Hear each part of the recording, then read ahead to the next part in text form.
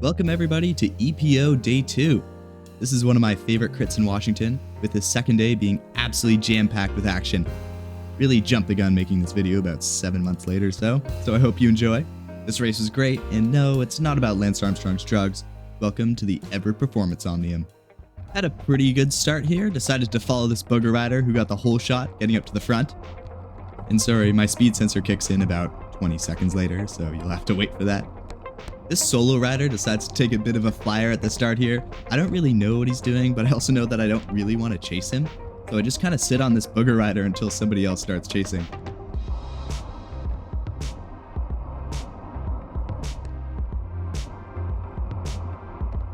And there we go, one lap in and people are already trying to chase Mr. Solo Rider, trying to form a break.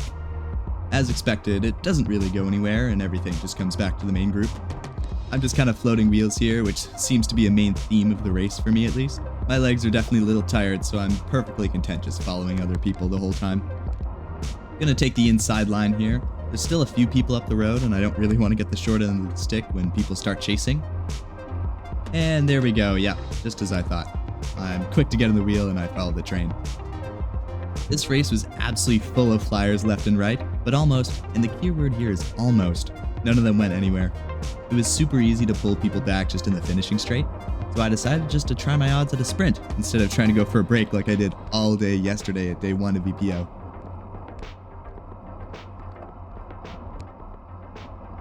A little further into the race here, I was pretty tired from chasing Key and Reed around all day yesterday, so I'm content just sitting in the Sprinter's Lounge, or close as it gets in this course for most of the race. It's a little sketchier here and there with a few more dive bombs, but it's overall not that bad and worth the less effort than being right up there in the front like I usually am. This guy on the left of me here had kind of one of the sketchier moves of the race. He almost hit the telephone pole that's just kind of right there for some reason in the corner. That's alright, it's kind of how these races tend to go.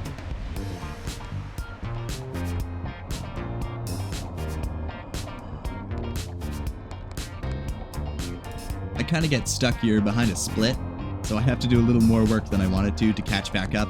It's just the consequences of being in the Sprinter's Lounge, I guess.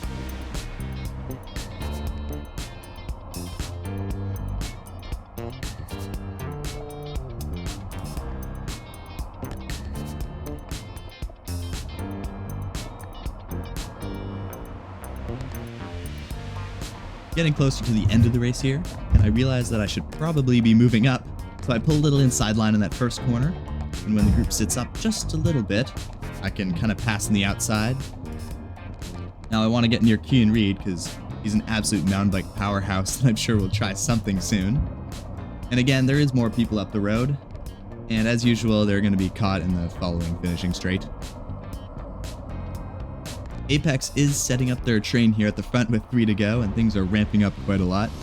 I am super happy with my position here, I'm just hoping nothing crazy happens.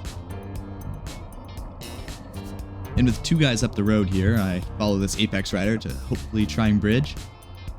But it turns out the whole field actually followed us, and it kind of brings everybody back together again.